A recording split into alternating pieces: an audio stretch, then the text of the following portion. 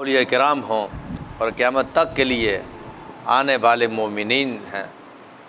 ان کے لیے پناہ گاہ ہیں، وجہ سکون ہے۔ اس لیے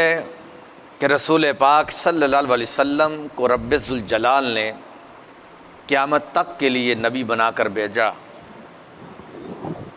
اور رحمت بنا کر بھیجا، تو ظاہر ہے کہ جب نبی قیامت تک کے لیے ہیں تو پھر ان کے لیے پناہ گاہ بھی قیامت تک کے لیے ہیں۔ اور پھر قیامت کے بعد رسول پاک صلی اللہ علیہ وسلم اپنی امت کو بے سہارا نہیں چھوڑیں گے۔ اس وقت بھی رسول پاک صلی اللہ علیہ وسلم اپنے ان امتیوں کو جو گناہ گار ہیں ان کی شفاعت فرما کر جنت کے اندر دخول کا سبب بنیں گے۔ ہمارے نبی پاک علیہ الصلوۃ والسلام کی ظاہری زندگی جو اس دنیا کے اندر ہے، وہ جس وقت ان کا مطالعہ ہماری آنکھوں کے سامنے آتا ہے تو ہمارے سینے سکون کے ساتھ لبریز ہو جاتے ہیں کہ کاش کہ ہم بھی اس زمانے کے اندر ہوتے تو ہم بھی اپنے محبوب علیہ الصلوۃ والسلام کی زیارت اپنی آنکھوں سے کرتے اور حضور علیہ الصلوۃ والسلام کے اس خاک راہ پر اپنی جان کا نذرانہ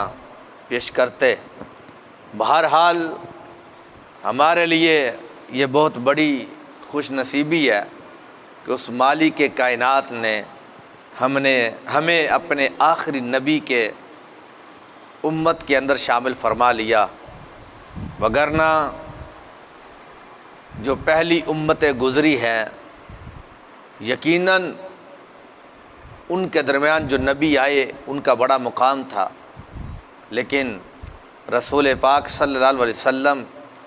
کی امت کا جو مقام ہے ان کا ذکر قرآن کریم کے اندر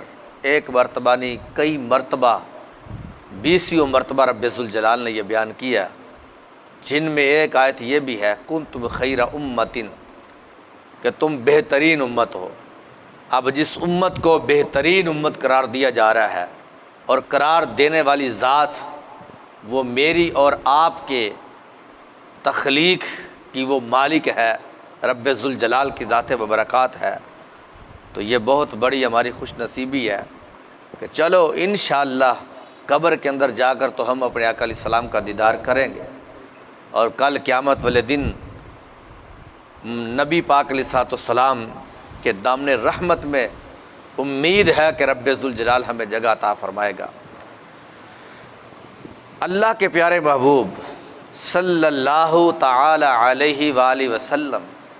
اپنے پیارے صحابہ کرام علیہم رضوان کے لیے کس طرح پناہ گاہ اور وجہ سکون ہے۔ میں نے احادیث بیان کرنی ہے، آپ لوگوں نے اس کو سننا ہے، آپ کے سینے میں ضرور ٹھنڈ پیدا ہوگی، اور کس طرح وجہ سکون اور باعث اطمینان قلب تھے، اس کی چند باتیں، چند جھلکیاں احادیث مبارکہ کی روشنی میں میں آپ کو سناتا ہوں۔ نمبر 1، حضرت ابن خزیمہ رضی اللہ تعالی عنہ اپنے چچا حضرت ابو خزیمہ سے روایت فرماتے ہیں، کہتے ہیں ایک مرتبہ انہوں نے رسول پاک صلی اللہ علیہ وآلہ وسلم کو خواب میں دیکھا کہ وہ رسول پاک صلی اللہ علیہ وآلہ وسلم کو کی پیشانی مبارک پر سجدہ کر رہے ہیں۔ جب بیدار ہوئے تو رسول پاک صلی اللہ علیہ وسلم کی بارگاہ میں حاضر ہوئے، فَأَخْبَرَهُ، انہوں نے خبر دی، فَاسْتَجَعَ لَهُ وَقَالَ صَدَقَ رُؤْيَاكَ فَسَجَدَ عَلَى جَبْهَتِهِ۔ حضرت ابن خزیمہ کہتے ہیں کہ میرے چچا جان حضرت ابو خزیمہ رضی اللہ تعالی عنہ جب انہوں نے خواب کی حالت میں رسول پاک صلی اللہ علیہ وسلم کی پیشانی پر سجدہ کیا، بیداری کے بعد وہ رسول پاک صلی اللہ علیہ وسلم کی بارگاہ میں آ گئے، آ کر کہتے ہیں یا رسول اللہ صلی اللہ علیہ وسلم، میں نے آج خواب کے اندر آپ کی پیشانی پر سجدہ کیا ہے، تو اس کا مطلب کیا ہے؟ تو رسول پاک صلی اللہ علیہ وسلم نے ان کی خواب کو پورا کرنے کے لیے فرمایا اے ابو خزیمہ، یہ میری پیشانی ہے، اس پیشانی کے اوپر تم سجدہ کر کے اپنی خواب کو پورا کر ڈالو۔ یہ رسول پاک صلی اللہ علیہ وسلم کی انتہا درجے کی محبت تھی صحابہ کرام علیہ رضوان کے لیے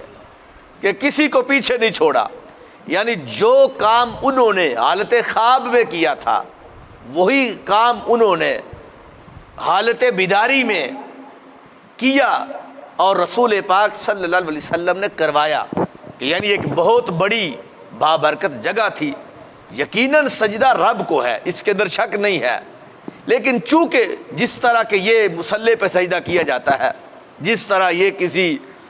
دری کے اوپر چٹائی پر یا کسی زمین کے حصے پر سجدہ کیا جاتا ہے، تو بندے نے کہا کہ میں نے فلاں جگہ پہ سجدہ کیا، ایک کہتا ہے میں نے خانہ کعبہ شریف کے مصلی پہ سجدہ کیا، یہ بہت بڑی برکت ہے۔ لیکن حضرت ابو خزیمہ کہتے ہیں جس وقت میں رب کو سجدہ کر رہا تھا حالت خواب میں، تو وہ جگہ رسول پاک صلی اللہ علیہ وسلم کی پیشانی والی تھی۔ کہتے ہیں کہ میں نے یہ بات سرکار کو بتائی کہ میرے نبی علیہ السلام میں نے یہ سجدہ کیا اور کیا آپ کی پیشانی کے اوپر ہے، تو نبی علیہ السلام نے فرمایا یہ تو بڑی بابرکت جگہ تھی، لہٰذا تم جو خواب کے اندر دیکھ کر آئے ہو اب تم حالت بیداری کے اندر اپنی خواب والا جو واقعہ ہے میری پیشانی پہ سجدہ کر کے اس کو پورا کر سکتے ہو۔ یہ ہے وجہ سکون۔ حقیقت کے اندر رسول پاک صلی اللہ علیہ وسلم نے اس کو تبدیل کر دیا، حقیقت میں بدل دیا کہ میرے صحابی جو تم نے خواب کے اندر دیکھا ہے ہم تمہاری یہ پوری کرتے ہیں۔ حضرت عمر فاروق رضی اللہ تعالی عنہ فرماتے ہیں کہ ایک آدمی کا نام عبداللہ تھا اور لوگ اس کو حمار کہتے تھے۔ کان یضحک النبی صلی اللہ علیہ وسلم، وہ ایسا صحابی تھا کہ وہ رسول پاک صلی اللہ علیہ وسلم کو آ کر ہنسایا کرتا تھا، حضور سے مذاق کیا کرتا تھا، ایسے نقشے بناتا تھا کہ نبی پاک علیہ السلام مسکرانا شروع فرما دیتے۔ ایک مرتبہ وہ شراب پینے کا مرتکب ہوا، اس نے شراب پی ڈالی، نبی پاک علیہ السلام نے اس کو شریعت کے مطابق سزا دی۔ چند دن کے بعد اس نے دوبارہ یہ حرکت کر ڈالی، پھر شراب پی ڈالی، رسول پاک صلی اللہ علیہ وسلم نے پھر اس کو سزا دی۔ ایک بندے نے جب یہ دیکھا کہ یہ بار بار شراب پیتے ہیں تو نبی پاک علیہ السلام سے پھر یہ سزا پاتے ہیں، تو اس نے اس صحابی کے اوپر لعنت کر ڈالی۔ جب لعنت کی تو اس وقت رسول پاک صلی اللہ علیہ وسلم نے سنا اور ارشاد فرمایا، فقال النبی صلی اللہ علیہ وسلم لا تلعنوہ، فرمایا میرے صحابہ ان کو لعنت نہ کرو، اس کے اوپر لعنت نہ بھیجو، برا نہ کہو ان کو۔ فواللہ ما علمت انہ یحب اللہ ورسولہ، فرمایا اللہ کی قسم اٹھا کر کہتا ہوں یہ میرے وہ صحابی ہے کہ جس کے بارے میں میں اتنا جانتا ہوں کہ جو اللہ سے بھی پیار کرتا ہے اور اللہ کے رسول سے بھی پیار کرتا ہے۔ اس کے اوپر لعنت نہ کرو تم کہ یہ بار بار شراب پیتا ہے، بار بار سرکار سے مار کھاتا ہے، تو تم اس کی بنیاد پر تم جو ہے وہ ان کے اوپر لعنت بھیج رہے ہو اس وجہ سے کہ یہ ایسا کرتا ہے۔ فرمایا میں اس کے بارے میں جو جانتا ہوں فواللہ ما علمت انہ یحب اللہ ورسولہ، فرمایا میں رب کی قسم اٹھا کر کہتا ہوں کہ ان کے بارے میں جو میں جانتا ہوں یہ ہے کہ وہ اللہ سے بھی پیار کرتا ہے، اللہ کے نبی سے بھی پیار کرتا ہے۔ یہ رسول پاک صلی اللہ علیہ وسلم کا انتہا درجے کا ایک محبت بھرا انداز ہوتا تھا جو صحابہ کرام علیہ رضوان کے ساتھ ہوتا تھا، اور حضرت انس رضی اللہ تعالی عنہ تو یہاں تک ارشاد فرماتے ہیں کہ ایک شخص نے رسول پاک صلی اللہ علیہ وسلم سے آ کر یہ کہا کہ میرے محبوب علیہ السلام آپ یہ بتائیں قیامت کب آئے گی؟ رسول پاک صلی اللہ علیہ وسلم نے فرمایا تم نے قیامت کے لیے کیا تیار کیا ہے؟ تو اس نے کہا میرے نبی علیہ السلام میں نے جو چیز تیار کی ہے وہ یہ ہے انی احب اللہ و رسولہ، میرے نبی میں اپنے رب سے بھی پیار کرتا ہوں، رب کے نبی سے بھی پیار کرتا ہوں۔ فرماتے ہیں پھر آپ نے یہ ارشاد فرمایا انت مع من احببتا، اے میرے صحابی پھر تو جس سے پیار کرتا ہے دنیا میں قیامت والے دن رب کریم اسی کے ساتھ تم کو جمع کرے گا۔ حضرت انس رضی اللہ تعالی عنہ کہتے ہیں کہ جس وقت یہ جملہ رسول پاک صلی اللہ علیہ وسلم نے یہ بولا، کہتے ہیں ہم نے اس سے پہلے حج بھی کیے تھے، ہم نے اس سے پہلے بڑی نیکیاں اور بڑے نوافل پڑھے تھے، اتنی خوشی ہمیں نہیں ہوئی ان نیک کاموں کو کر کے جتنی خوشی سرکار کے اس عمل کی وجہ سے ہوئی تھی کہ سرکار مدینہ صلی اللہ علیہ وسلم نے فرمایا، اور صرف میں ہی خوش نہیں ہوا بلکہ جتنے بھی مسلمان تھے وہ جو صحابہ کرام علی مرضوان تھے سارے کے سارے وہ بڑے خوش ہوئے تھے۔ کہتے ہیں میں نے اپنی آنکھوں سے دیکھا فما رأیت المسلمین فرحوا بشیء بعد الاسلام فرحوا بہا، اسلام قبول کرنے کے بعد مسلمانوں کو اتنا میں نے کسی نیکی کو کرتے ہوئے نہیں دیکھا جتنا میں نے سرکار کے اس جملے پر کہ جو جس سے پیار کرے گا قیامت والے دن اسی کے ساتھ اٹھایا جائے گا، پر میں جتنا اس جملے کو سننے کے بعد مسلمانوں کو خوش ہوتے ہوئے دیکھا تھا، کیونکہ صحابہ کرام علیہ مرضوان کی زندگیوں کا مقصد رسول پاک صلی اللہ علیہ وسلم کا قرب تھا،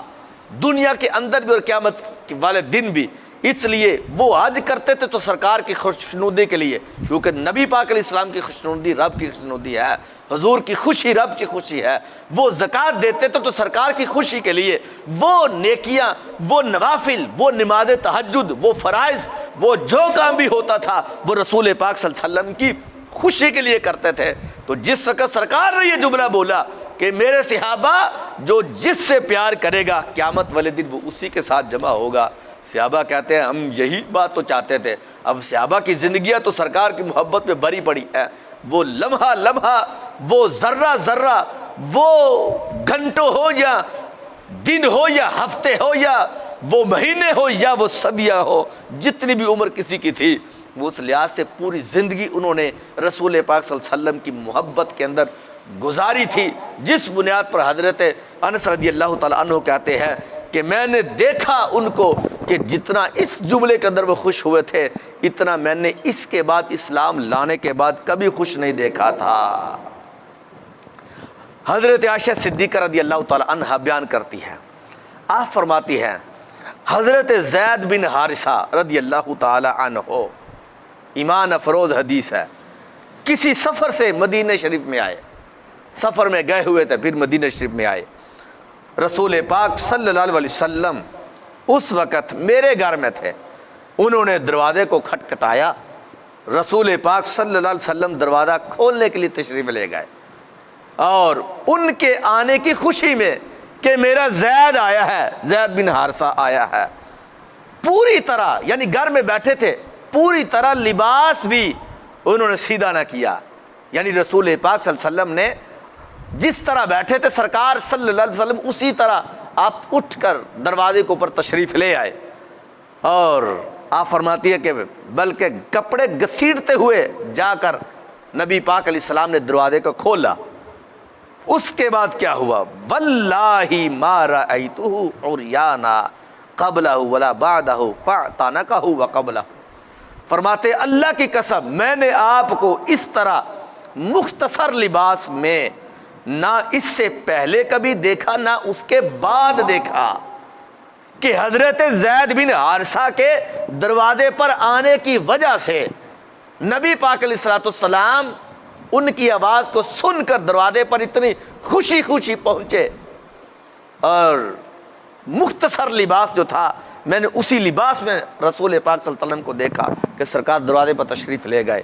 پھر کیا ہوا؟ آپ فرماتی ہیں کہ ان کو رسول پاک صلی اللہ علیہ وسلم دیکھ کر بڑا خوش ہوئے، یہاں تک کہ اپنے گلے کے ساتھ لگایا، سینے مبارک کے ساتھ لگایا، اور بڑی دیر تک سرکار ان کو اپنے سینے مبارک کے ساتھ لگا کر سرکار جھومتے رہے، آپ حرکت فرماتے رہے۔ تو یہ اپنے غلاموں کے ساتھ انتہا درجے کا پیار تھا، محبت کی انتہا تھی، کسی کا کبھی دل نہیں دکھایا۔ اگر وہ غلام ہے، ان کو اتنی عظمتیں عطا کی ہے کہ بڑے بڑے بادشاہ ان کو یہ شانیں اور یہ عظمتیں نہ ملی جتنی عظمت اس غلام کو سرکار نے دی، کہ جس غلام نے سرکار کی غلامی کا پٹا اپنے گلے کے اندر ڈالا ہوا ہے۔ اتنی یار شانیں رسول پاک صلی اللہ علیہ وسلم نے دی۔ صحابہ کرام علیہ رضوان کہتے ہیں کہ جب نبی علیہ السلام حج کرنے کے لیے تشریف لے گئے تو رستے میں بڑے بڑے تاجور لوگ، بڑے بڑے امیر اور بڑے بڑے غنی جو لوگ تھے، وہ چل رہے تھے اپنی سواریوں پر، وہ چل رہے تھے زمین کے اوپر، پیدل سفر کر رہے تھے۔ لیکن ہم نے دیکھا کہ رسول پاک صلی اللہ علیہ وسلم نے جو ہے وہ ایک جگہ پہ حضرت اسامہ بن زید کو اپنے ساتھ بٹھایا ہوا ہے، اور ادھر جب حرم کعبہ میں پہنچے، بڑے بڑے لوگ جو تھے وہ مکہ شریف کے رئیس لوگ، مکہ شریف کے سردار لوگ وہاں پر انتظار میں ہے کہ آج مکہ شریف کا افتتاح ہونا ہے۔ کفر کے بعد، یعنی ان ظالم مشرکین کو قتل کرنے کے بعد آج اس مکہ شریف کا افتتاح ہونا ہے، تو اس کے افتتاح پر اذان کون پڑھے گا؟ تو کہتے ہیں حضرت عمر رضی اللہ تعالیٰ کہتا ہے میری بھی بڑی چاہت تھی، اور اس کے علاوہ صحابہ کرام علیہ رضوان جو تھے کہتے ہیں ہماری بڑی چاہت تھی کہ آج نبی علیہ السلام ہمیں فرمائیں گے۔ لیکن سرکار نے فرمایا بلال اذن یا بلال، فرمایا بلال کو بلاؤ اور ان کو کہو کہ آج خانہ کعبے کی چھت کے اوپر چڑھ کر اذان دے گا۔ وہ بلال حبشی رضی اللہ تعالیٰ عنہ کہاں سے بکتے ہوئے، کہاں سے در در کی ٹھوکریں کھاتے ہوئے مکہ شریف کی سرزمین پر پہنچے۔ کوئی عزت دینے والا نہیں تھا، زندگی اس طرح گزاری کہ ہر وقت غلامی کا پٹا ان مشرکین کا، امیہ بن خلف کا گلے میں ڈال کر ذلت و رسوائی والی زندگی تھی۔ لیکن جس وقت رسول پاک صلی اللہ علیہ وسلم کی بارگاہ میں آتے ہیں، حضور علیہ السلام اتنی عزت رب سے لے کر دیتے ہیں کہ وہ امیہ بن خلف جو خاک کے اندر وہ مل گیا، مٹی ہو گیا، اور وہ ابو جہل جیسا لوگ جو جہنم کی آگ کے اندر وہ مکید ہوا، وہ عظمت دنیا کے بڑے بڑے رئیس لوگ تھے، اور اس وقت جو اسلام قبول کر چکے تھے وہ بڑے بڑے رئیس لوگ تھے، وہ عظمتیں ان کی زندگی کے اندر ان کو نہ مل سکی جو عظمتیں میرے نبی علیہ السلام نے ایک لمحے کے اندر حضرت بلال حبشی کو عطا فرما دی تھی۔ جب تک بکے نہ تھے تو کوئی پوچھتا نہ تھا، آقا آپ نے خرید کر ہمیں انمول کر دیا، ہماری تو کوئی حیثیت نہیں تھی۔ تو فرماتے ہیں یہ معاملہ ان کے ساتھ ہوا، اور ادھر حضرت زید بن حارثہ رضی اللہ تعالی عنہ کو جب ملے ہیں تو پتہ چلا کہ میرا غلام زید آیا ہے۔ وہ دروازے پہ کھڑے ہیں تو کپڑے جیسے لیٹے ہوئے آرام فرما تھے، ویسے ہی حضرت عائشہ صدیقہ رضی اللہ تعالیٰ فرماتی ہے کہ نبی علیہ السلام اٹھتے ہیں، کپڑے مبارک کو سیدھا بھی نہیں فرماتے تو سیدھا دروازے پہ چلے گئے، اور حضرت زید بن حارثہ کو اپنے گلے لگایا، اور لگا کر سرکار بڑی دیر تک جھومتے رہے، خوش ہوتے رہے کہ لوگوں دیکھو میرا زید بن حارثہ آیا ہے۔ یہ نبی علیہ السلام کا انداز تھا اپنے غلاموں کے ساتھ پیار کرنے کا۔ تو یہ معاملہ تھا۔ اور حضرت اسید بن حضیر رضی اللہ تعالیٰ عنہ فرماتے ہیں، آپ فرماتے ہیں کہ وہ اپنا واقعہ یا کسی اور انصاری صحابی کا یہ واقعہ، اور بعد نے یہ لکھا کہ یہ حضرت عکاشہ رضی اللہ تعالیٰ عنہ کے بارے میں بھی آتا ہے، کہتے ہیں کہ جنگ کے موقع پر ان کو چھڑی لگ گئی، رسول پاک صلی اللہ علیہ وسلم صفے سیدھی فرما رہے تھے تو صفے سیدھی فرماتے فرماتے ان کو چھڑی لگ گئی۔ رسول پاک صلی اللہ علیہ وسلم کا جب وصال کا وقت قریب آیا، نبی پاک علیہ السلام جو ہے وہ سہارا لے کر جب مسجد نبی شریف میں تشریف لائے، منبر شریف پر تشریف فرما ہوئے، اور آقا علیہ السلام نے صحابہ سے مخاطب ہو کر فرمایا، میرے صحابہ تم میں سے کوئی ایسا ہے کہ جس کا میں نے کوئی قرض دینا ہو مجھے تو بتاؤ۔ یہ صحابی اٹھے، یا حضرت اسید بن حضیر یا حضرت عکاشہ رضی اللہ تعالیٰ عنہما اٹھے، کہنے لگے کہ اے اللہ کے نبی علیہ السلام آپ نے میرا قرض دینا ہے۔ فرمایا کیا ہے؟ کہا محبوب علیہ السلام ایک جنگ کے موقع پر آپ نے چھڑی ماری تھی میرے جسم پر، تو آج میں وہ چھڑی کا بدلہ لینا چاہتا ہوں۔ تو رسول پاک صلی اللہ علیہ وسلم نے فرمایا آ جاؤ۔ اب ادھر نبی علیہ الصلوۃ والسلام جو ہے وہ علیل بھی ہے، بخار کی حالت بھی ہے، نکاہت بھی ہے، کمزوری بھی ہے، تو اس وقت ضعیف بھی ہے۔ تو جب یہ سنا صحابہ کرام لرز اٹھے کہ آج عکاشہ کیا کر رہا ہے کہ زندگی بھر ان کے خاک پا پر جان قربان کرنے والے اور آج یہ بدلہ لینے کے لیے اتر رہے ہیں، اور بدلہ بھی یہ ہے کہ وہ جو چھڑی لگائی تھی وہ چھڑی جو ہے وہ اس کا بدلہ لینا چاہتے ہیں۔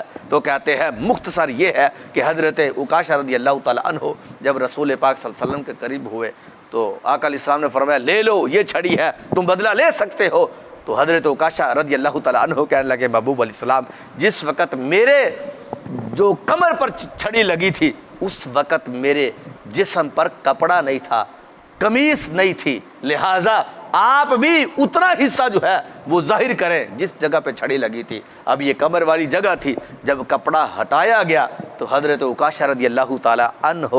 نبی علیہ الصلوۃ والسلام کے جسم کے ساتھ لپک گئے اور حضور کے جسم مبارک کو چومنا شروع کر دیا۔ میرے نبی علیہ السلام، میری تو آنے والی نسلیں بھی آپ پر قربان ہو، میرے آقا میری زندگی کا ہر لمحہ آپ کی ذات پر قربان ہو۔ میں تو آپ کی بارگاہ میں بدلہ لینے کے لیے نہیں آیا، میں نے تو آپ ہی سے سنا ہے کہ جس بندے نے کا جسم جو ہے وہ میرے جسم کے ساتھ مس ہو گیا رب تعالیٰ اس کے اوپر جہنم کی آگ کو حرام فرما دیتا ہے۔ میرے نبی دل تڑپتا تھا اور ہر وقت آپ کی یاد میں رہتا تھا، جس کی بنیاد پر یہ میری خواہش جو ہے میرے رب نے آج آپ کے آخری یعنی اس عمر مبارک کے اندر میرے رب نے پوری فرما دی ہے۔ محبوب آپ کے جسم مبارک کو چومنے کا بہانہ تھا، وگرنہ میں کون ہوتا ہوں کہ آپ صلی اللہ علیہ وسلم سے بدلہ لے سکوں؟ ہماری اوقات کیا ہے کہ ہم آپ کی خاک پا کا بھی جو احسان جو ہے وہ ہم اس کو اتار سکیں؟ میرے نبی علیہ السلام یہ تو ایک بہانہ تھا جو آپ کے جسم مبارک کو چومنے کا تھا۔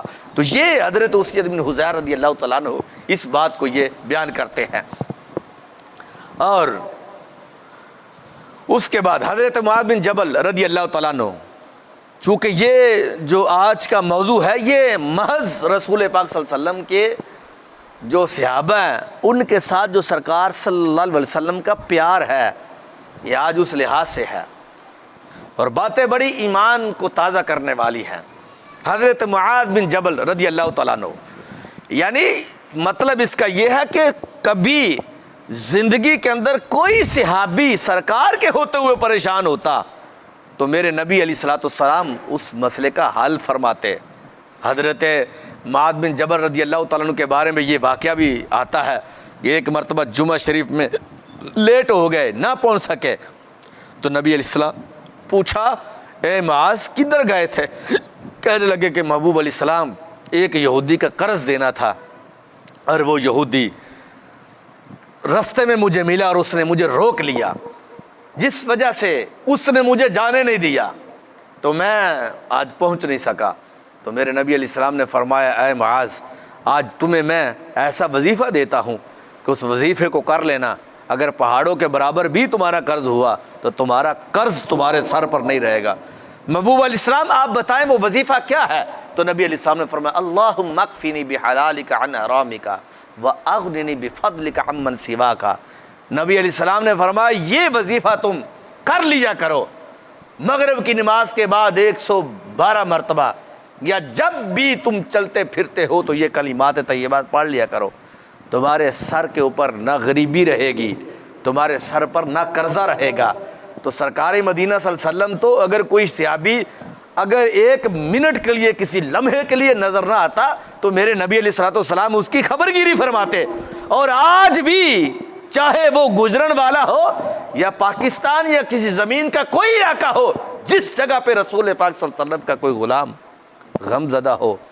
تو یہ ہو ہی نہیں سکتا کہ وہ اپنے آقا کو پکارے اور نبی علیہ الصلوۃ والسلام اس کی مدد نہ فرمائے، کیونکہ سرکار مدینہ صلی اللہ علیہ وسلم تو فرما کے گئے ہیں، بخاری شریف میں ہے حیاتی خیر لکم و مماتی خیر لکم، دنیا سے جا رہا ہوں تو میرا جانا بھی تمہارے لیے بہتر ہے، اور دنیا میں جب تک رہا تو میرا دنیا کے اندر رہنا بھی تمہارے لیے بہتر ہے۔ تو یہ رسول پاک صلی اللہ علیہ وسلم کا تو فرمان مبارک موجود ہے۔ تو حضرت معاذ بن جبل رضی اللہ تعالیٰ عنہ اپنی ایک کہانی سناتے ہیں۔ آپ فرماتے ہیں جس وقت مجھے رسول پاک صلی اللہ علیہ وسلم نے یمن کے اندر قاضی بنا کر بھیجا، تو اس وقت مجھے رسول پاک صلی اللہ علیہ وسلم سواری کے اوپر سوار کیا اور آقا علیہ الصلوۃ والسلام خود مہار پکڑ کر چل رہے ہیں۔ جب میں اس کے اوپر بیٹھا تھا تو نبی پاک علیہ الصلوۃ والسلام مجھے ہدایات فرما رہے تھے، نصیحتیں فرما رہے تھے کہ تم نے ایسے فیصلہ کرنا ہے، ایسے کرنا ہے، اگر یہ معاملہ ہو جائے تو تم نے ایسے کرنا ہے۔ حضرت معاذ بن جبل رضی اللہ تعالیٰ فرماتے ہیں جب نبی پاک علیہ السلام ایسے فرما رہے تھے مجھے، تو پھر جب آپ نے اپنی نصیحت کو مکمل کیا، آخر میں جو جملہ رسول پاک صلی اللہ علیہ وسلم نے بولا، آقا علیہ السلام فرماتے ہیں کہ اے میرے صحابی معاذ بن جبل، ہو سکتا ہے کہ اس کے بعد جب تم مدینہ شریف میں آؤ تو تم مجھے زندہ نہ پاؤ بلکہ میری قبر کے پاس سے گزر جاؤ۔ ہو سکتا ہے کہ تم مجھے زندہ نہ دیکھو، تم مجھے حالت قبر میں دیکھو۔ حضرت معاذ بن جبل رضی اللہ تعالی عنہ نے یہ جملہ سنا، فبکا معاذ جشعا لفراق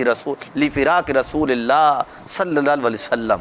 حضرت معاذ بن جبل رونے لگ پڑے۔ کتنا روئے؟ حضور کی یاد میں اتنا روئے کہ چیخیں نکل گئی، دھاڑے مار مار کر روتے رہے۔ میرے نبی علیہ السلام، ہماری زندگی کا مقصد ہی آپ کا قرب اور آپ کو دیکھنا ہے۔ جب آپ دنیا سے چلے جائیں گے تو پھر مجھے آپ یمن کی طرف کیوں بھیج رہے ہیں؟ مجھے اپنے پاس رکھے، یہ جو لمحے، یہ جو گھڑیاں چند ہے، یہ میں آپ کے پاس گزاروں۔ کہتے ہیں کہ جس وقت حضرت معاذ بن جبل رضی اللہ تعالی عنہ رو رہے تھے تو آقا علیہ الصلوۃ والسلام نے اپنا چہرہ مبارک پیچھے مدینہ شریف کی طرف کر لیا، مدینہ شریف کی طرف کر لیا۔ جب مدینہ شریف کی طرف کیا تو حضرت نبی پاک معاذ کہتے ہیں کہ نبی پاک علیہ الصلوۃ والسلام کو دیکھا کہ نبی علیہ الصلوۃ والسلام بھی اپنی آنکھوں سے آنسو بہا رہے تھے، حضور بھی رو رہے تھے۔ جب رسول پاک صلی اللہ علیہ وسلم نے ان کے رونے کو دیکھا تو آقا علیہ الصلوۃ والسلام نے اپنے آنسو مبارکوں کو صاف کیا تو پھر حضرت معاذ بن جبل کی طرف متوجہ ہوئے۔ فرمایا معاذ، رونا نہیں ہے، پریشان نہیں ہونا، اس لیے کہ ان اول الناس بجل متقون۔ فرمایا قیامت تک کے لیے جو آنے والے لوگ ہیں مومنین ہیں۔ فرمایا من کانو حیث کانو، وہ جس جگہ پر بھی ہوں گے، زمین کے جس کونے پر بھی ہوں گے، اگر وہ پرہیزگار ہیں تو پھر میں نبی ان سے دور نہیں ہو سکتا ہوں، وہ میرے سے دور نہیں ہو سکتے ہیں۔ معاذ، پرہیزگاری ایک ایسی چیز ہے کہ جو وہ تجھے میرے قریب کر ڈالے گی، تم میرے قریب ہو جاؤ گے۔ اسی لیے تو ہمارے بزرگان دین، صوفیاء کرام جو ہے وہ پرہیزگاری کے جو اعلیٰ مرتبے پر فائز ہیں، وہ رسول پاک صلی اللہ علیہ وسلم کی بارگاہ میں ان کی حاضری رہتی ہے، وہ حضور کی بارگاہ میں حاضر رہتے ہیں اور رسول پاک صلی اللہ علیہ وسلم ان کے اوپر اپنی کرم نوازی اور فضل فرماتے رہتے ہیں۔ وہ جب چاہتے ہیں سرکار ان کو اپنا دیدار کرواتے ہیں۔ تو سرکار نے فرمایا ان اول الناس بیل متقون، جو پرہیزگار ہے، معاذ نہیں رونا ہے تم نے، وہ میرے قریب ہی قریب ہے۔ من کانو حیث کانو، وہ زمین کے جس چپے پر بھی ہوں گے، جس جگہ پر بھی ہوں گے۔ فرمایا ان کا اور میرا فاصلہ وہ تو ایک لمحے کے لیے بھی نہیں ہوتا، اس لیے تم پریشان نہ ہو۔ اس وقت جب یہ جملہ بولا تو پھر حضرت معاذ بن جبل رضی اللہ تعالیٰ کہتا ہے پھر مجھے اس وقت یہ خوشی نصیب ہوئی اور میں اس وقت میرا رونا بند ہوا، وگرنہ سرکار مدینہ صلی اللہ علیہ وسلم نے جو جدائی اور جو فراق کا جملہ بولا تھا اس نے تو میرے پاؤں تلے سے زمین نکال کے رکھ دی ہے۔ تو اب دیکھیں کہ اس کے اندر بھی رسول پاک صلی اللہ علیہ وسلم کس طرح وجہ سکون ہے، اطمینان قلب ہے اپنے صحابہ کرام علی مرضوان کے لیے اور قیامت تک کے لیے جو مومنین ہیں ان کے لیے کس طرح اطمینان قلب ہے ہمارے نبی علیہ الصلوۃ والسلام کی ذات ببرکات۔ اور حضرت صہیب رضی اللہ تعالیٰ عنہ نے یہ جملہ بولا اسی حدیث کے آگے والی تفسیر کے لحاظ سے۔ آپ ارشاد فرماتے ہیں کہ میں نے اپنے کانوں سے رسول پاک صلی اللہ علیہ وسلم سے سنا، عجبا لامر المؤمن ان امرہ کلہ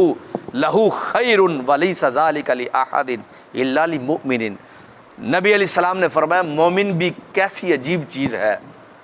تعجب ہے مومن کے معاملے پر، مجھے مومن پر تعجب ہے۔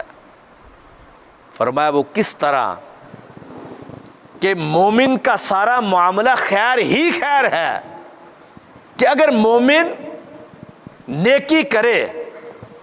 تو اس کے لیے اس کی شان یہ ہے کہ وہ خوشی کرتا ہے کہ میں نے آج نماز پڑھی ہے، میں نے آج زکوٰۃ دی ہے، کسی غریب کا بھلا کیا ہے، تو اسے خوشی محسوس ہوتی ہے، شکر کرتا ہے۔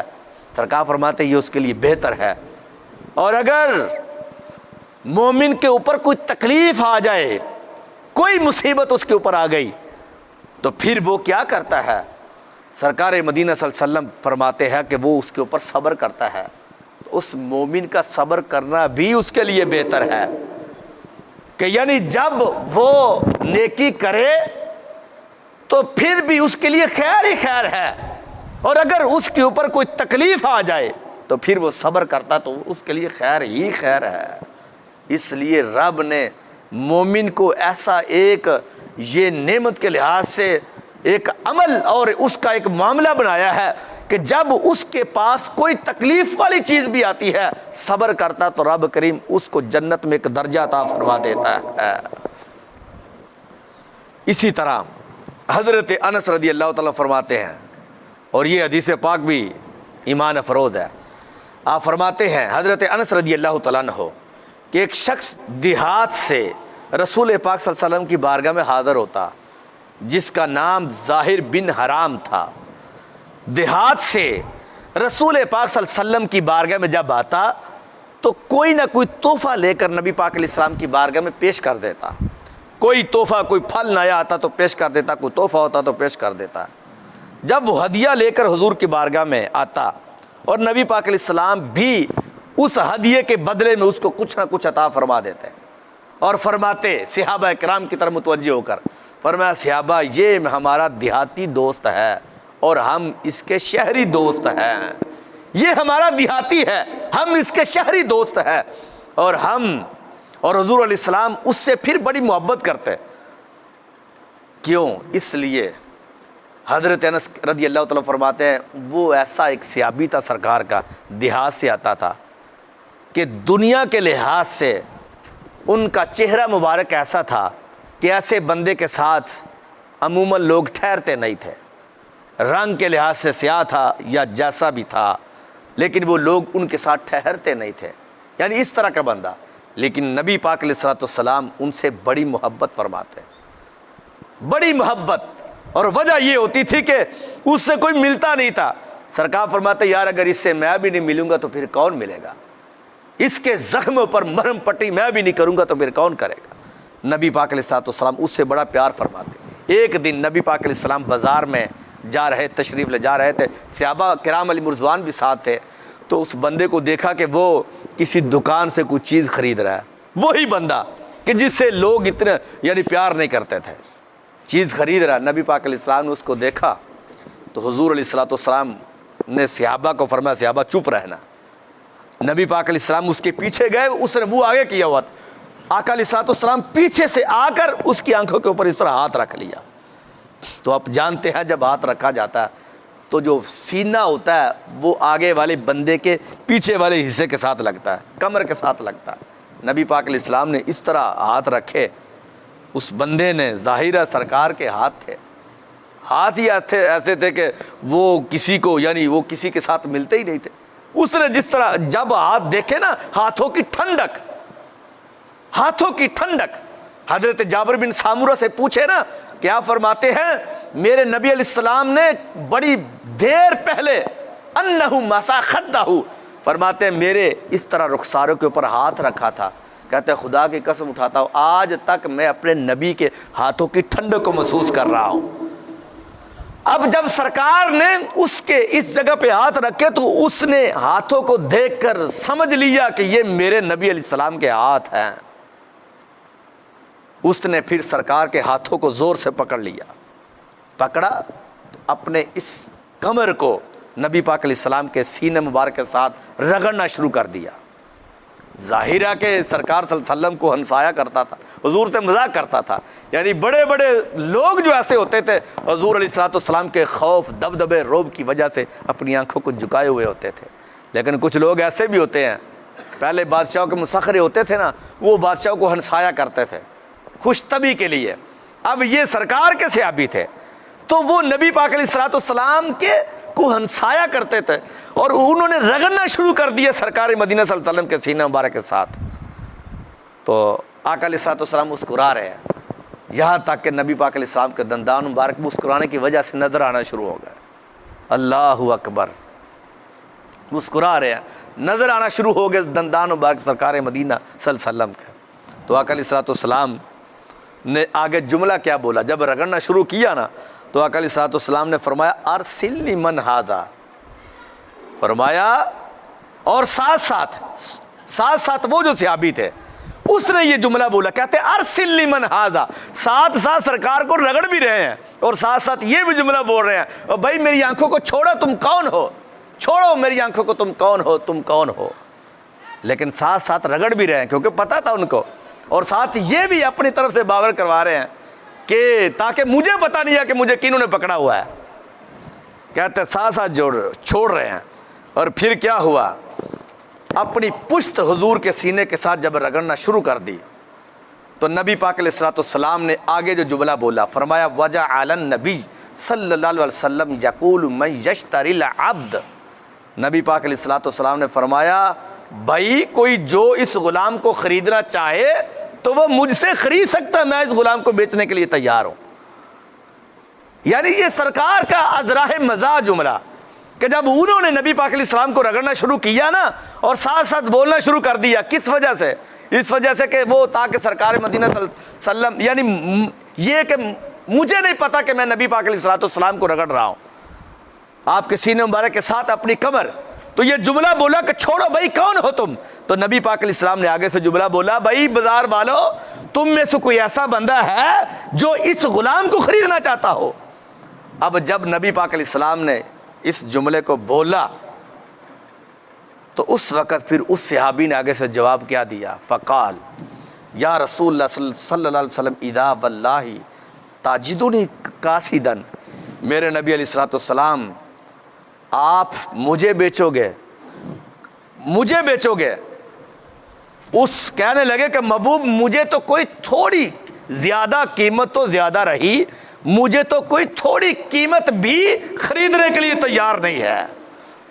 تھوڑی قیمت کے بدلے میں بھی، یہ جس طرح ہم کرتے ہیں کہ بھئی تم یہ کیا چیز لے کر بیٹھے ہو، تمہیں تو کوئی بندہ فری لینے کے لیے تیار نہیں ہے۔ تو وہ صحابی کہنے لگے میرے نبی علیہ السلام آپ میری بولی لگوا رہے ہیں۔ کہا محبوب علیہ السلام مجھے تو کوئی مجھے مفت خریدنے کے لیے تیار نہیں ہے۔ تو نبی پاک علیہ الصلوۃ والسلام نے آگے جملہ کیا بولا؟ اللہ اکبر، فقال النبی صلی اللہ علیہ وسلم لیکن عند اللہ لست بقاصد، فرمایا جو ہم سے پیار کرتا ہے اس کی پوری دنیا بھی اگر قیمت لگا ڈالے تو اس کی قیمت پھر بھی کم ہوتی ہے۔ فرمایا تم تھوڑی قیمت کے مالک نہیں ہو، لیکن عند اللہ لست بقاصد، فرمایا اللہ کے نزدیک تو اتنا سستا نہیں ہے جتنا تم سمجھ رہے ہو، تو بڑا قیمتی ہے۔ اسی چیز کو دیکھ کر کسی شاعر نے یہ جملہ بولا تھا کہ جب تک بکے نہ تھے تو کوئی پوچھتا نہ تھا، تو نے خرید کر ہمیں انمول کر دیا۔ کہ پہلے تو کوئی پوچھتا نہیں تھا کہ ایسا چہرہ کہ جب ان کو دیکھ کر لوگ ان کے ساتھ سلام نہ لیتے تھے، کوئی پاس بیٹھتا نہ تھا کہ یہ وہ لوگ ہیں، یعنی اتنے خوبصورت نہیں تھے۔ یا جس طرح حضرت بلال حبشی رضی اللہ تعالیٰ کے بارے میں وہ جنت کی حوروں کی سردار نے کہا تھا کہ میں اتنی خوبصورت ہوں اور میرے لیے حضرت بلال حبشی ہو، تو نبی پاک علیہ السلام نے فرمایا میرے غلام تم اللہ کے نزدیک سستے نہیں ہو، لوگوں کے نزدیک سستے ہو سکتے ہو، میرے رب کے نزدیک اتنے قیمتی ہو کہ پوری دنیا بھی تمہاری قیمت لگا ڈالے تو تمہیں خرید نہیں سکتی ہے۔ یہ ہے وہ جملہ۔ اور حضرت جابر بن سامر رضی اللہ تعالیٰ عنہ فرماتے ہیں، اور یہ بھی نبی پاک علیہ السلام کی محبت کا ایک بڑا انداز تھا صحابہ کرام علیہ رضوان کے لیے۔ فرماتے ہیں کہ نماز فجر کے بعد نبی پاک علیہ السلام اپنے مصلی پر تشریف فرما ہو جاتے ہیں، یعنی نماز پڑھنے کے بعد مصلی کے اوپر تشریف فرما ہو جاتے ہیں، اور حضور علیہ الصلوۃ والسلام وہی سورج طلوع وہی بیٹھے رہتے یہاں تک کہ سورج طلوع ہو جاتا. حضور علیہ الصلوۃ والسلام مصلی پہ تشریف فرما ہوتے تو ادھر صحابہ کرام علی مرضوان جو ہے وہ آپس میں زمانہ جاہلیت کی باتیں یاد کرتے کہ اس وقت ہم کیا کیا کیا کرتے تھے، اور ساتھ ساتھ صحابہ کرام علی مرضوان ہنستے مسکراتے. جب وہ ہنستے تو نبی پاک علیہ الصلوۃ والسلام بھی ان کے ساتھ جو ہے وہ اپنی مسکراہٹ کو شمار کرتے. صحابہ کہتا ہے وَيَتَبَسَّمُ صلی اللہ علیہ وسلم، ادھر ہم زمانہ جاہلیت کی باتیں یاد کر کر کے مسکراتے، اور ادھر نبی پاک علیہ الصلوۃ والسلام ہمیں دیکھ دیکھ کر تبسم فرمایا کرتے تھے. یعنی نبی علیہ الصلوۃ والسلام پیچھے نہیں رہتے تھے. اور حضرت انس رضی اللہ تعالیٰ عنہ بھی نبی پاک علیہ الصلوۃ والسلام کے بارے میں فرماتے ہیں میں 10 سال سرکار مدینہ صلی اللہ علیہ وسلم کی بارگاہ میں خادم بن کر خدمت کرتا رہا، 10 سال تک. فرماتا ہے فما قال لی اف ولا لما صنعت ولا الا صنعت. فرماتے ہیں کہ نبی پاک علیہ السلام نے مجھے اف تک نہ کہا 10 سالوں کے اندر، اور نہ کبھی یہ مجھے فرمایا کہ یہ کام تو نے کیوں کیا اور یہ کام تم نے کیوں نہ کیا. آگے جو جملہ تھا حضرت انس رضی اللہ تعالیٰ فرماتے ہیں ایک مرتبہ مجھے رسول پاک صلی اللہ علیہ وسلم نے کسی کام کے لیے بھیج دیا بازار کے اندر. کہتے جب حضور علیہ السلام نے مجھے حکم دیا فَقُلْتُ وَاللَّهِ لَا أَذْهَبْ. فرماتا ہے کہ میں نے یہ سوچا کہ میں بچوں جیسی عادت بناؤں گا. ظاہر ہے میں چھوٹا بچہ تھا، تو آقا علیہ السلام کے گھر کے کام کاج کے لیے مجھے میری والدہ نے چھوڑا ہوا تھا. فرماتا ہے کہ میں نے کہا کہ اللہ کی قسم میں نہیں جاؤں گا. حکم سرکار نے دیا تھا، کہا کہ میں جاؤں گا نہیں. وفی نفسی ان اذهب لما امرنی بہ رسول اللہ صلی اللہ علیہ وسلم. لیکن کہتے ہیں زبان سے یہ میں کلمہ بول رہا تھا کہ نبی پاک علیہ السلام نے مجھے کام کے لیے کہا ہے، لیکن دل میرا یہی کر رہا تھا کہ میں خدا کی قسم اٹھاتا ہوں کہ سرکار کا کام ضرور کروں گا. لیکن زبان سے میرا یہی تھا کہ محبوب علیہ السلام میں نہیں جاؤں گا. بچوں کی طرح میں اڑی کر گیا. کہتا پھر ہوا کیا، میں حتیٰ کہ کام کرنے کے لیے باہر نکلا تو رستے میں بچے کھیل رہے تھے، تو میں بچوں کے ساتھ کھیلنا شروع ہو گیا. کافی وقت گزرا تو رسول پاک صلی اللہ علیہ وسلم اپنے گھر سے باہر تشریف فرما ہوئے تو دیکھا کہ میں رستے میں بچوں کے ساتھ کھیل رہا تھا. اب جب نبی علیہ السلام نے ان کو دیکھا تو آقا علیہ الصلوۃ والسلام نے فرمایا یا انیس ذہبت حیث امرتک، کہ اے انیس انس کی تصغیر ہے. انس کہتے ہیں بڑے کو، انیس کہتے ہیں چھوٹے بچے کو کہا جاتا ہے. جس طرح حسن ہے نا، حسن بڑے خوبصورتی کو کہتے ہیں، چونکہ حضرت امام حسن بڑے تھے، اور حسین جو ہے وہ تصغیر کا جملہ یعنی چھوٹے تھے. تو جس وجہ سے حضرت حسن چونکہ بڑے تھے اس لیے ان کو حسن کہا گیا. حضرت علی پاک کے بڑے بیٹے تھے، اور حضرت امام حسین چونکہ چھوٹے بیٹے تھے اس لیے ان کو حسین کہا گیا. تو چونکہ وہ چھوٹے تھے، اسی طرح حضرت انس رضی اللہ تعالیٰ کا نام انس تھا، یعنی بڑے صحابی کو کہا جاتا تھا. لیکن انیس جو لفظ تھا یہ نبی پاک علیہ السلام نے ان کو بولا اس موقع پر کہ جس وقت وہ بچوں کے ساتھ کھیل رہے تھے. سرکار نے فرمایا او بچے، یہ جملہ بولا. فرمایا میں نے تو تمہیں کسی کام کے لیے بھیجا تھا، تو تم یہاں پہ بچوں کے ساتھ کھیل رہے ہو. کہتا قلت نعم انا اذهب یا رسول اللہ صلی اللہ علیہ وسلم. فرماتے جب میں نے نبی پاک علیہ السلام کا یہ جملہ سنا نا تو میں نے فوراً نبی علیہ السلام سے کہا محبوب میں اب ایسے گیا اور ایسے ہی ایسے آپ کی بارگاہ میں واپس آ جاؤں گا. یہ جس طرح کوئی بچہ کھیل رہا ہوتا ہے تو جب اس کو اس کا کوئی بڑا بھائی دیکھتا یا استاد یا باپ یا اس کی ماں دیکھتی کہ میں نے تو تمہیں کام کے لیے بھیجا، تم کھیل رہے تھے، تو اس وقت وہ لاڈلے جملے کے اندر وہ بولتا ہے، کہتا ہے بس آپ میرا 1 منٹ کے اندر جو ہے انتظار کریں، میں ایسے جاتا ہوں اور ایسے آپ کی بارگاہ واپس آ جاتا ہوں. تو نبی علیہ الصلوۃ والسلام سے حضرت انس کہتے ہیں کہ میں نے یہ کہا، یعنی جان بوجھ کر بھی میں نے کہا کہ محبوب علیہ الصلوۃ والسلام میں نہیں جاؤں گا، لیکن دل یہی کہتا تھا کہ میں جاؤں گا. لیکن میں رستے میں جا کر میں نے کھیلنا بھی شروع کر دیا. لیٹ ہوا، سرکار تشریف لے آئے، مجھے نبی علیہ الصلوۃ والسلام نے نہ جھڑکا اور نہ مجھے یہ کہا کہ میں نے تو تمہیں کام کہا تھا اور تم یہاں پر بچوں کے ساتھ کھیلنا شروع ہو گئے ہو. کہتے پھر بھی سرکار نے بڑی محبت برے انداز سے مجھے یہ جملہ بولا۔ اور ایک صحابی تھے مسجد نبوی شریف میں تشریف لائے نماز پڑھنے کے لیے، تو اس وقت چونکہ نئے نئے اسلام قبول کیا تھا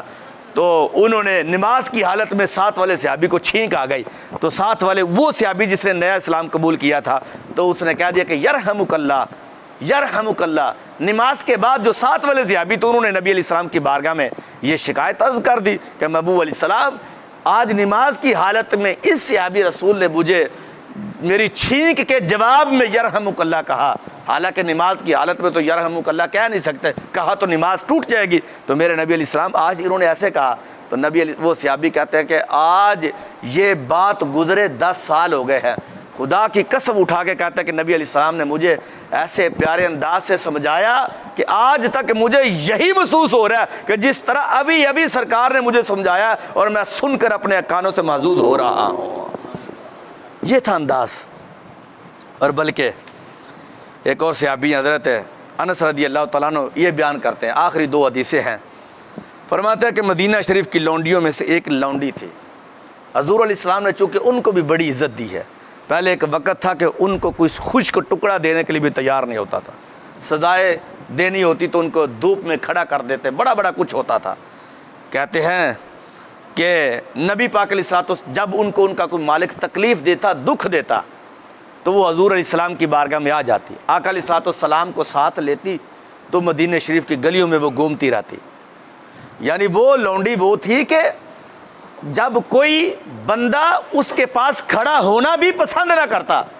تو اس موقع پر وہ جو عورت تھی جو باندھی تھی کسی کی، تو وہ نبی پاک علیہ السلام کو ساتھ لیتی اور گلیوں میں پھرتی رہتی۔ اور بلکہ مسلم شریف کی ایک حدیث پاک یہاں تک میں ہے کہ ایک پاگل عورت تھی، یعنی اس کا حافظہ صحیح نہیں تھا، ذہن ٹھیک نہیں تھا، وہ نبی پاک علیہ السلام کی بارگاہ میں آتی اور آ کر اس نے سرکار کو ساتھ لیا اور مدینہ شریف کی گلیاں جو کئی گھنٹوں تک جو ہے وہ نبی پاک علیہ السلام کو لے کر دھوپ کے اندر وہ چلتی رہی۔ تو کسی نے دیکھ لیا تو کہا غالباً حضرت عمر کے بارے میں آتا ہے، تو انہوں نے کہا کہ محبوب علیہ السلام یہ تو عورت ایسی ہے، اس کی تو کوئی بات سننے کے لیے تیار نہیں ہوتا، تو آپ کو یہ دھوپ کے اندر کئی گھنٹوں تک جو ہے وہ گھما رہی ہے۔ تو نبی علیہ السلام نے فرمایا عمر مجھے بھی پتا ہے، لیکن یہ وہ عورت ہے جو اپنے مالک کی ستائی ہوئی ہے، اس کا کوئی دکھ سننے کے لیے تیار نہیں ہے، تو اگر آج میں بھی اس کا دکھ نہیں سنوں گا تو اس کا دکھ تو آگے ہی کوئی سننے کے لیے تیار نہیں ہے، تو کون سنے گا؟ اس لیے میں اپنے آپ کو تکلیف دے دی، دھوپ کے اندر میں نے اتنی گرمی برداشت کر لی ہے، لیکن میں نے اس عورت کا دل دکھایا نہیں ہے۔ کتنا کچھ ہوا، یعنی پوری کائنات کے وہ مالک جس کو رب ذوالجلال نے بنایا ہوا ہے، تو وہ جناب دھوپ کے اندر تشریف لے جا رہے ہیں، کبھی کسی گلی کے اندر کبھی کسی گلی کے اندر، ادھر صحابہ کرام علیہم رضوان بھی انتظار کر رہے ہیں۔ یہ تھا ان کا انداز۔ اور بلکہ مقام غور بات یہ ہے کہ اس کے اندر نبی پاک علیہ السلام کس طرح یعنی صحابہ کے دل کو انس دیا کرتے تھے، ایک محبت دیا کرتے تھے کہ کوئی صحابی جیسی سوچ اور جیسا خیال بھی لے کر آتا تھا نبی پاک علیہ السلام اس کو عطا فرماتے تھے۔ آخری حدیث ایک صحابیہ جن کا نام حضرت واصلہ بن خطاب رضی اللہ تعالی عنہ ہے، فرماتے ہیں کہ حضور علیہ السلام بما صحابہ کرام کی بار جو بڑے بڑے صحابہ تھے ان کے ساتھ مسجد میں تشریف فرما تھے، تو ایک بندہ حاضر ہوا جو کسی دیہات کا تھا، غلام تھا، نبی پاک علیہ السلام کسی اہم مشورے میں امور میں جو ہے وہ باتیں کر رہے تھے، مشورہ کر رہے تھے، تو وہ بندہ جس وقت وہ آیا دیکھا کہ اس کو کوئی جگہ نہیں دے رہا تھا، نبی پاک علیہ السلام نے اس کو بلایا، اور جس وقت بلایا حضرت واصلہ رضی اللہ تعالیٰ کہتے ہیں کہ نبی پاک علیہ السلام نے اس کو اپنے آپ کو حرکت دی، ساتھ ہوئے، یعنی مجلس محفل لگی ہوئی تھی، ساتھ ہوئے، تو اس صحابی کو اپنے ساتھ بٹھا لیا۔ جب بٹھایا تو اس کے بعد کیا ہوا کہ وہ صحابی رضی اللہ تعالیٰ کہنے لگے کہ یا رسول اللہ صلی اللہ علیہ وسلم المکان لسعۃ، کہ اللہ کے رسول جگہ کافی ہے، آپ مجھے بٹھانے کے لیے کیوں اتنی تکلیف اپنے آپ کو دے رہے ہو؟ تو اس موقع پر پھر نبی پاک علیہ السلام نے فرمایا ان للمسلم لحقا اذا اراہ اخوہ ان یتزحزح لہ،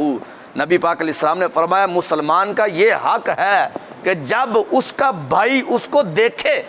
تو اس کے لیے وہ حرکت کرے۔ مطلب یہ ہے کہ جب کسی بھائی کو جگہ نہیں مل رہی، پیچھے سے کوئی بندہ آتا ہے، رستہ بنا کر اگر وہ آتا، پہلی تو بات ہے اگر جگہ مل گئی تو وہیں پر بیٹھ جائے، اگر جگہ نہیں ملی تو وہ آگے پہنچے، اور آگے والا جو بیٹھے والا بندہ ہے، نبی پاک علیہ السلام نے فرمایا اس کو دیکھے تو اپنے مسلمان بھائی کے لیے وہ جگہ بنائے۔ جب ایسا وہ کام کرے گا تو اللہ تعالیٰ اس بندے کو جنت میں ایک درجہ عطا فرما دے گا۔ یہ نبی پاک علیہ السلام کا ایک انداز حیات تھا جو صحابہ کرام علیہم رضوان کے لیے بھی ہے، اور آج بھی یہی معاملہ ہے۔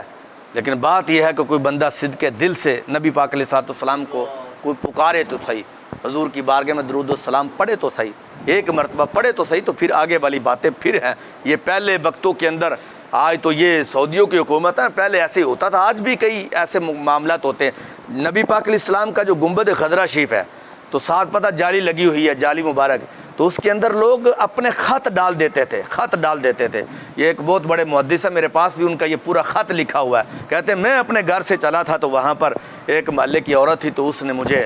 یہ خط دیا، کہا یہ خط آپ نے پڑھنا نہیں ہے جب تک آپ نبی پاک علیہ السلام کے معاہدہ شریف کے سامنے کھڑے نہ ہو جائے۔ کہتے ہیں میں جس وقت وہاں پر پہنچا تو میں نے اس کو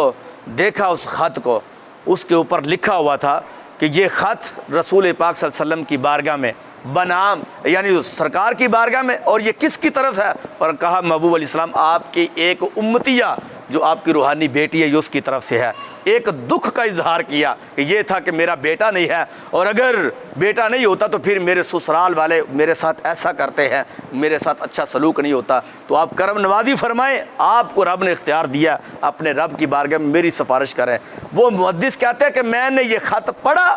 اور جس وقت میں اپنے اس محلے کے اندر گاؤں میں عراق کی سرزمین پر واپس پہنچا تو کہتے ہیں مجھے پتا چلا کہ اللہ کریم نے، چونکہ اس وقت سفر بھی لمبے ہوتے تھے، کئی مہینے تک سفر ہوتے تھے، کہتے ہیں کہ مجھے پتا چلا کہ اللہ کریم نے اس کو ایک بڑا خوبصورت بیٹا عطا فرما دیا ہے۔ اس لیے کہ یہ ایک بندے کی اپنی حیثیت ہے۔ وہ کسی شاعر نے کہا تھا نا کہ تیری نظر خار زارے شب میں گلاب تحریر کر چکی تھی، اجاڑ نیندوں کے خواب میں انقلاب تحریر کر چکی تھی، میرے ذہن کے فلک پر جو سوال چمکے تو میں نے دیکھا، آقا تیرے زمانے کی خاک ان کا جواب تحریر کر چکی تھی۔ یہ بندے کی اپنی ایک حیثیت ہے، جیسی بندے کی سوچ ہوتی ہے ادھر سے اتنا ہی کرم ہوتا ہے۔ اگر غوث اعظم جیسی سوچ ہو تو سرکار ہر لمحہ ان کو جاگتے ہوئے اپنا دیدار کروا دیتے ہیں۔ اگر اس بگھوڑے جیسی سوچ ہو کہ جو کہتا ہوں ان کو تو دیوار کے پیچھے کا بھی علم نہیں ہے، تو پوری زندگی تو کیا وہ کروڑوں سال تک بھی جو ہے وہ استغاثے کرتا رہے، پھر بھی وہ خالی کا خالی رہتا ہے۔ اس واسطے کرم اسی کے اوپر ہوتا ہے کہ جس کا عقیدہ بھی ہو، جس کا یقین بھی ہو، وگرنہ وہ بندہ تو اسی جگہ پر بیٹھا رہتا ہے۔ جس بندے کو یہی معاذ اللہ ایک موت پڑتی ہو کہ وہ سرکار کی خوشی میں اگر کوئی بندہ کوئی لڈو کوئی مٹھائی تقسیم کر رہا ہو اور اس کے پیٹ میں مروڑ پڑ رہا ہو، تو مجھے بتاؤ ایسے عقیدے پر بندہ لعنت نہ بھیجے تو اور کیا کرے کہ جب اپنی خوشی ہو تو وہ بندہ سب کچھ کروڑوں روپے کی دولت لگا دیتا ہے، اور جب سرکار کی آمد کی خوشی ہو تو اس کے پیٹ میں 1000 روپے کے لڈو کا بھی مروڑ پڑتا ہو، تو پھر تم سمجھو کہ اس بندے کی ایمان کی جڑیں جو ہے وہ خشک ہو چکی ہے۔ اور ایسے عقیدے پر تو ایک مرتبہ نہیں 1000 مرتبہ لعنت ہے کہ جس کا عقیدہ ہی سرکار مدینہ صلی اللہ علیہ وسلم کی ولادت با سعادت کے بارے میں اچھا نہ ہو۔ یقیناً میں نے آپ کے 2-4 منٹ زیادہ لیے ہیں، لیکن چونکہ یہ ایک بیماری پڑ گئی ہے لوگوں کو، بہت بڑی بیماری ہے، لوگ طرح طرح کی باتیں کرتے ہیں، عجیب قسم کے ان کے سوالات ہوتے ہیں، کبھی لائٹوں کے بارے میں، کبھی فلاں کے بارے میں، یہاں تک کہ یہ بھی سوال آنا شروع ہو گئے، کیا آنا شروع ہو گئے جی ان کی تو ولادت ہی 12 ربیع الاول شریف کو نہیں تھی، اس دن تو سرکار مدینہ صلی اللہ علیہ وسلم کا وصال مبارک ہوا تھا۔ میں کہتا ہوں ان مسئلوں کو اپنی جگہ پہ رکھو، تم بخاری شریف کی حدیث پڑھو، نبی پاک علیہ السلام کیا فرماتے ہیں؟ فرماتے اس کا مطلب یہ ہوا کہ میں دنیا سے چلا جاؤں اور تم میرا غم مناؤ؟ سرکار فرماتا ہے غم نہ مناؤ میرا، حیاتی خیر لکم و مماتی خیر لکم، جب تک دنیا میں ہوں تو تمہارے لیے بہتر ہی بہتر ہو، اور جب میں دنیا سے چلا جاؤں تو اس وقت بھی سرکار فرماتے ہیں حیاتی خیر و مماتی خیر لکم، فرمایا اس وقت بھی میں تمہاری بہتری کا سامان تیار کرنے کے لیے چلا جاؤں گا۔ سرکار اس کو بہتر کہہ رہے ہیں کس بات کا غم منانا چاہتے ہیں؟ اللہ کریم کے حضور دعا، اللہ کریم ان کو ہدایت عطا فرمائے۔ وما علیہ الا البلاغ المبین۔